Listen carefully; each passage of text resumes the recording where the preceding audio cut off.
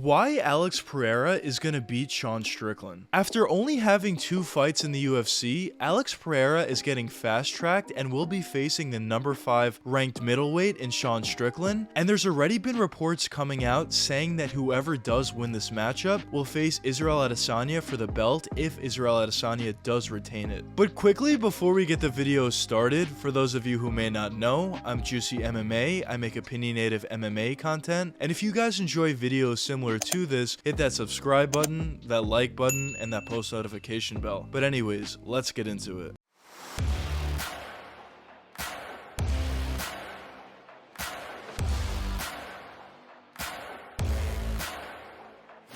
Alex Pereira has the biggest fight of his young MMA career against Sean Strickland at UFC 276. And in this video, we're going to be breaking down this matchup and why I personally think this is a good one for Alex Pereira. So first, before we break down this matchup, let's look at Alex Pereira and what he does well out there and why there's so much hype around his name. So it's no secret that Alex has phenomenal stand-up abilities. He's just so technical in every aspect of his stand-up, but especially when you talk about his jab, his hook, and uppercut, all those are great abilities of his, and not only is he super technical with all the different punches that he does throw, he also does have a ton of power, which actually knocked out Israel Adesanya back when both of these guys were still kickboxing. But the great thing about Pereira is not only does he have a lot of power and a lot of skill with his punches, but he also has phenomenal elbows in close, he has phenomenal knees and times them very effectively, as he did get one of his knockouts with a flying knee in his first ever fight in the UFC. He also has a great ability to throw leg kicks and times them very well, has a ton of power with them, could throw kicks to the body, can throw kicks to the head even, and overall in terms of his stand-up abilities, Alex Pereira is just very